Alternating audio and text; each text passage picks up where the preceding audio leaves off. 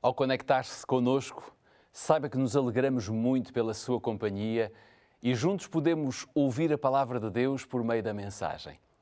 Este é o seu programa especial onde a fé vem por se ouvir a mensagem e a mensagem é ouvida mediante a palavra de Deus. Hoje eu gostava de viajar consigo até ao livro de Apocalipse, o último livro da Bíblia, para vermos que a porta do céu ainda se encontra aberta para toda a humanidade. O último livro da Bíblia, o Apocalipse, é de uma importância muito grande para o povo de Deus.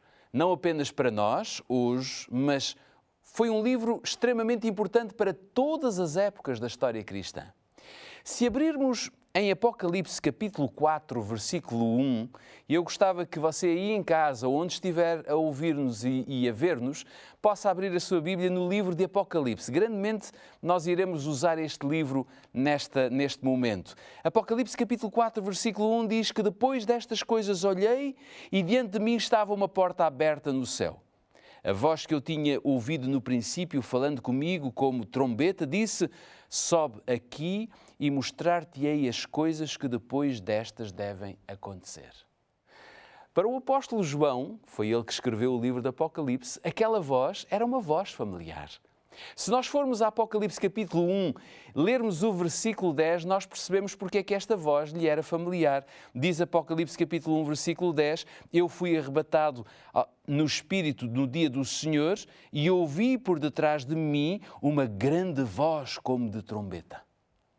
Se há algo que se destaca em nós e que em muitos momentos da nossa vida comanda as nossas realizações, é sem dúvida a nossa curiosidade em querer saber todas as coisas. Ainda em crianças de tenra idade, nós aprendemos a ser muito curiosos. Por vezes, curiosos demais. Eu não quero dizer que devamos suprimir a curiosidade em nós, nada disso. Nem sei se nós conseguiríamos fugir da curiosidade, mas neste mundo em que nós vivemos, sem dúvida que a curiosidade é algo que nos acompanha. E em muitos momentos ela até digamos, ou tem-nos conduzido mal na nossa vida. O próprio sábio Salomão, ele escreveu no livro de Provérbios, capítulo 14, se lermos o versículo 12, diz que há um caminho que ao homem parece direito, mas o fim dele são os caminhos da morte. No caso do apóstolo João, a curiosidade passou a ser extraordinariamente impossível de conter, porque naquele momento ele não estava diante de coisas passageiras, mas estava diante de coisas eternas. E diz-lhe o anjo: João, aproxima-te aqui, quero mostrar-te algo que tu ainda não viste. Há uma porta que está aberta no céu. Eu não sei se aqueles que já leram esta passagem de Apocalipse se atreveram ou se já tentaram entrar alguma vez por esta porta e se já tentaram descobrir o que é que existe para lá desta porta, dentro desta porta. E por isso o desafio que lhe faço assim neste momento é de nós podermos em conjunto vermos pelo canal 186 da MEL e ouvir-nos através da Rádio RCS, podermos entrar nos próximos minutos por esta porta. Vamos a isso? Então voltemos a Apocalipse capítulo 4 e vamos ler no capítulo 4 versículos 2 e 3 para descobrirmos o que é que João começa a ver e o que é que ele viu propriamente. E diz: e logo que fui arrebatado no Espírito, eis que um trono estava posto no céu e um sentado sobre o trono. E o que estava sentado era na aparência semelhante à pedra jaspe e sardónica. E o arco celeste estava ao redor do trono e parecia semelhante à esmeralda. Ou seja, nesta passagem há um aspecto muito curioso e que me impressiona bastante. Fala-nos que aquele que está sentado no trono é, na sua aparência, semelhante a uma pedra de jaspe. E percebemos que ela é muito grande. A Bíblia dá-nos a certeza de que o homem, quando ele foi criado um pouco menor do que os anjos. Portanto, podemos afirmar que o homem, Adão e Eva, neste caso, tinham muito provavelmente o dobro da estatura que nós hoje temos.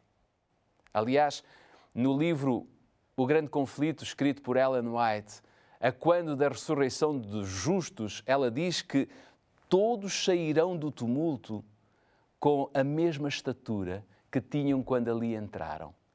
Adão, que está aí em pé entre a multidão dos ressuscitados, é de grande altura e as formas majestosas de estatura um pouco menor do que o Filho de Deus.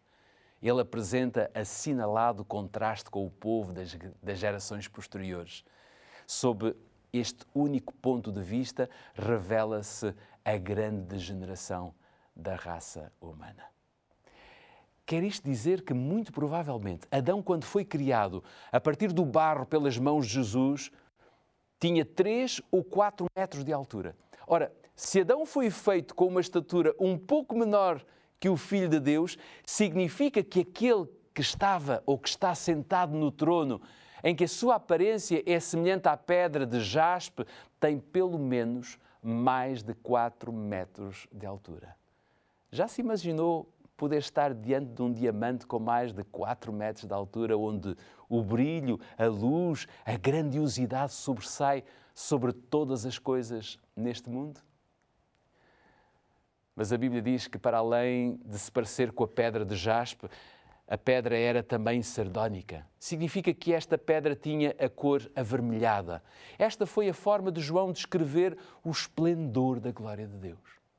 E à volta desta pedra de jaspe estava o arco celeste com 7 cores que compõem o arco-íris. E para além disto, havia ainda a presença de uma outra pedra, a esmeralda, que tem uma cor verde claro. Agora imaginem comigo este cenário. Uma porta que se abre perante a curiosidade de João e o que ele vê nada se compara às coisas deste mundo. Tudo naquele lugar era demasiado grandioso para o discernimento dos homens pecadores. João é levado ao céu por uma porta, ele entra por essa porta e diz-nos a Bíblia que ela está aberta. E ele vê o trono de Deus com uma intensidade nunca vista. E o que ele constata é que dentro daquele reino está a decorrer uma reunião em que o tema principal está relacionado com o planeta Terra. Leio comigo o que está escrito em Apocalipse capítulo 4, versículo 4. Diz assim, Apocalipse capítulo 4, versículo 4. Havia ao redor do trono 24 tronos, e sobre os tronos vi sentados 24 anciãos vestidos de branco, que tinham nas suas cabeças coroas de ouro. Talvez seja bom recordar quem são efetivamente estes 24 anciãos. Eles representam a Igreja ao longo dos tempos. São os membros da Igreja que estão ali representados no trono de Deus. E olhemos agora para o versículo 5, porque no versículo 5 diz que "E do trono saíam relâmpagos, vozes, trovões, e diante do trono ardiam 7 lâmpadas de fogo, as quais são os 7 Espíritos de Deus."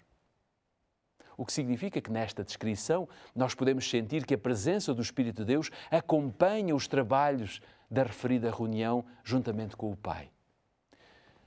Afinal, o assunto que estava ali em cima da mesa era demasiado importante.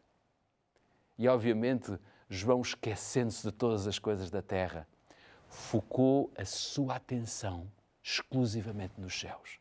Leia comigo o que está escrito em Apocalipse capítulo 4, versículos 5 e 6. E diz: "Havia também diante do trono como que um mar de vidro semelhante ao cristal, e ao redor do trono um ao meio de cada lado. 4 seres viventes cheios de olhos, por diante e por detrás." E se formos ao capítulo 4, versículo 8 de Apocalipse, diz que os 4 seres viventes tinham cada um 6 asas, e ao redor e por dentro estavam cheios de olhos, e não têm descanso nem de noite, dizendo: "Santo, Santo, Santo é o Senhor Deus, o Todo-Poderoso, aquele que era e que é e que há de vir." Ora bem, o que nós vemos é que, para além dos 24 anciãos, para além da presença de Deus, estavam também 4 seres viventes, representando os querubins, que estão diretamente relacionados com Deus no lugar santíssimo. Mas a pergunta é clara: que reunião era aquela? Que temas estariam eles a tratar para juntar os seres mais importantes do mundo de Deus? Que reunião era aquela? O capítulo 5 de Apocalipse vai dizer-nos algo mais e diz: "E olhei e vi a voz de muitos anjos ao redor do trono e dos seres viventes e dos anciãos, e o número deles era miríades de miríades, e o número deles era miríades de miríades e milhares de milhares." Ali estavam também todos os anjos que existem no céu. Não apenas os querubins que trabalham diretamente com Deus, mas todos os anjos do céu. Ou seja, nesta reunião Deus junta todos os seres do universo celestial. Impressionante, não acha? Mas continuamos a caminhar por Apocalipse 5. Creio que nós neste momento também queremos chegar ao tema da reunião. Pelo que já vimos, o tema está inteiramente relacionado com o planeta Terra. E o próprio João não arreda pé daquele lugar. Ele é o próprio a querer descobrir qual a razão daquela reunião no céu. Se formos a Apocalipse capítulo 5, agora para lermos os versículos 2 e 3, diz: "Vi na destra do que estava sentado sobre o trono um livro escrito por dentro e por fora, bem selado com 7 selos. Vi também um anjo forte, clamando com grande voz: quem é digno de abrir o livro e de romper os seus selos? E ninguém no céu, nem na terra, nem debaixo da terra, podia abrir o livro, nem olhar para ele." Que cena arrepiante para João.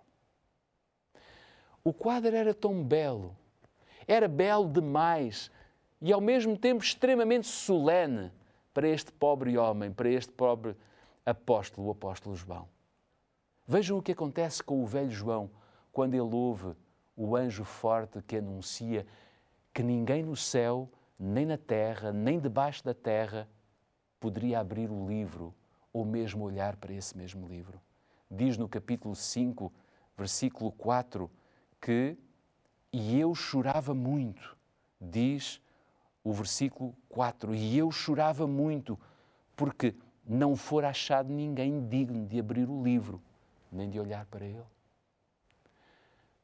João chora. Não derrama umas lágrimas de ocasião, mas revela profunda tristeza. Na verdade, a referência do anjo leva João a considerar que a sua curiosidade se desfaz na impossibilidade daquele momento.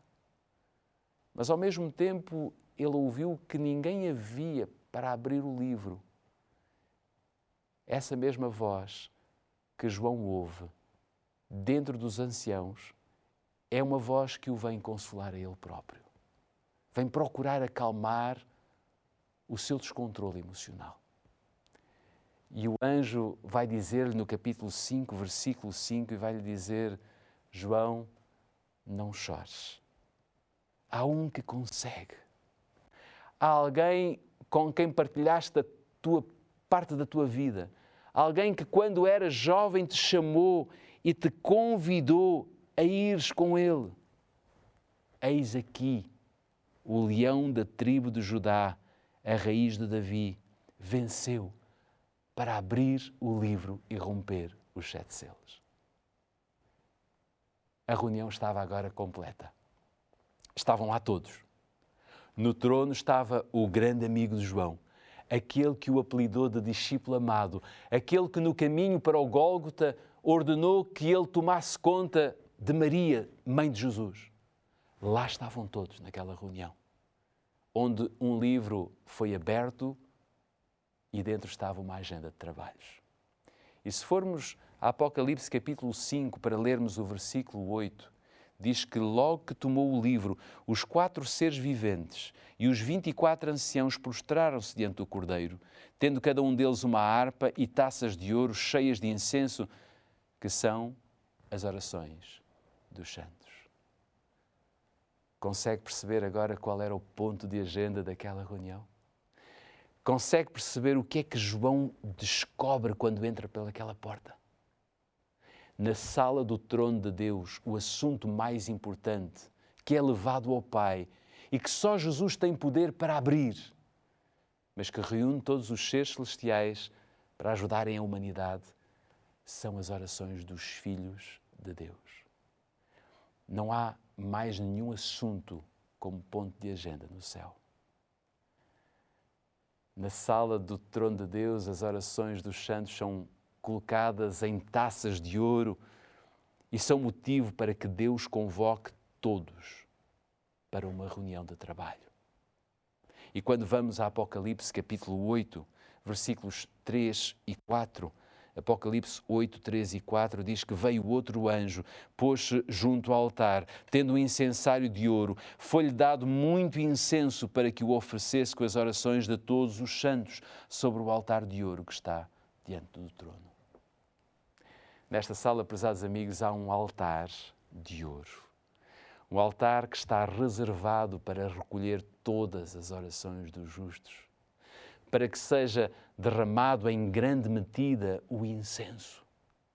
No santuário do deserto, o incenso ardia no altar e o seu cheiro suave chegava ao outro lado, ao lugar santíssimo.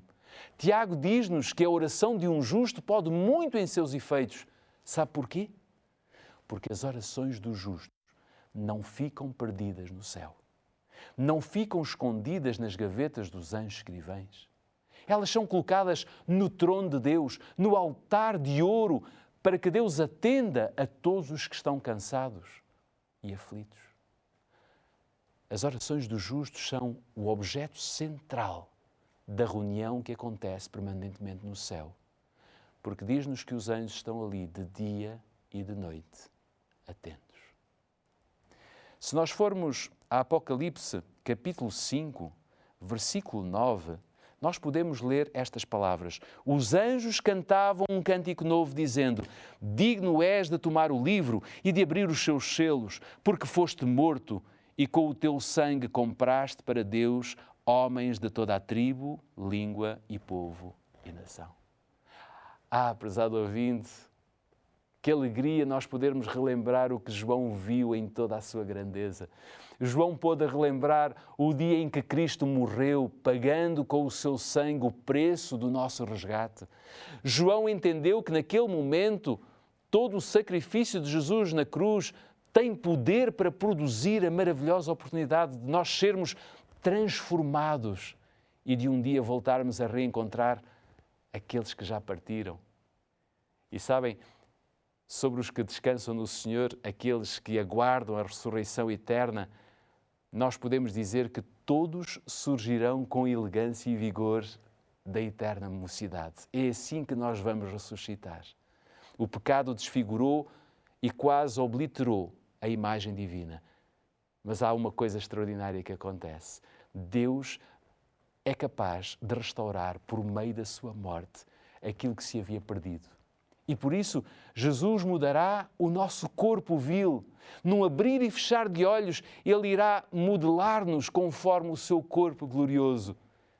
E os gemidos crescerão até à estatura completa da raça na sua glória primitiva. Vejam, João, ao entrar pela porta, ele relembrou claramente que o sangue de Jesus tem poder para restaurar a história da humanidade à sua primitiva origem. Mas não é tudo o que João consegue tirar daquela reunião. Há mais um aspecto soberbo neste enquadramento celestial. Quer saber qual é? Tem coragem de ficar comigo mais alguns minutos? Tem curiosidade em saber o que é que João viu para além de tudo o que já nós descobrimos? Então abra a sua Bíblia. Eu vou pedir-lhe que abra a sua Bíblia em Apocalipse, capítulo 5, versículo 10.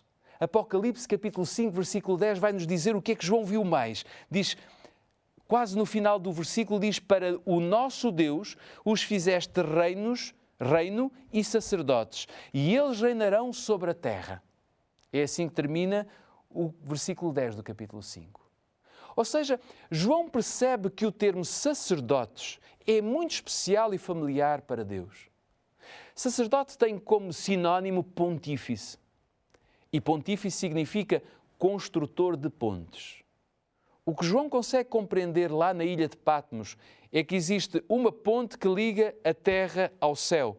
E nós podemos pensar que esta ponte é Jesus e que Ele é quem pode fazer a ligação entre a terra e o céu.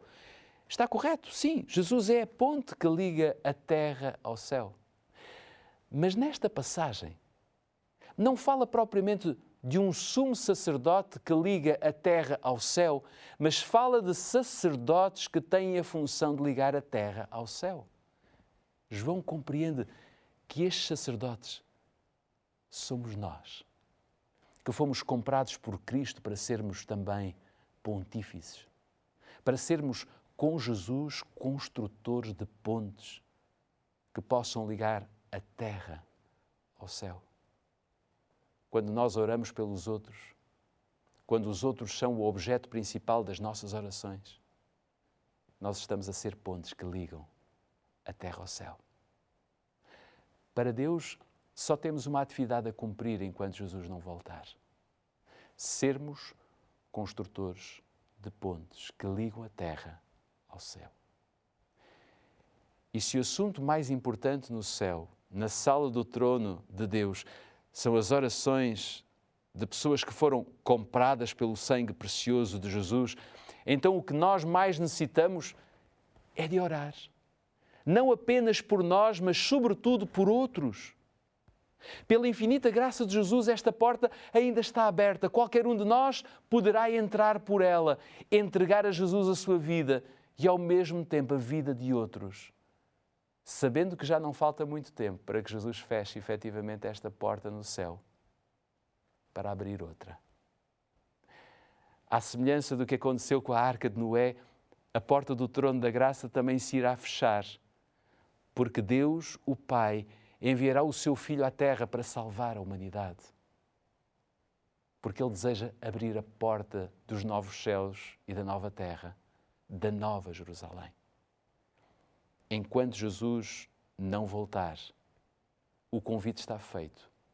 Sermos sacerdotes, sermos construtor de pontes, ligando a terra ao céu, levando até Jesus as nossas dores, mas sobretudo a nossa intercessão por todos aqueles que sofrem e lutam sem esperança. O desafio que eu deixo para si hoje é que entre diariamente por esta porta que lhe dá acesso ao trono da graça, para que a sua vida seja apresentada a Deus e você tenha a coragem de levar mais alguém a Jesus. Faça do trono de Deus um lugar prioritário na sua vida, para que as suas orações sejam um cheiro suave e obtenham a resposta da graça. Este é o tempo de nós nos encontrarmos com Jesus, para ganharmos a vitória. Que o Senhor o abençoe.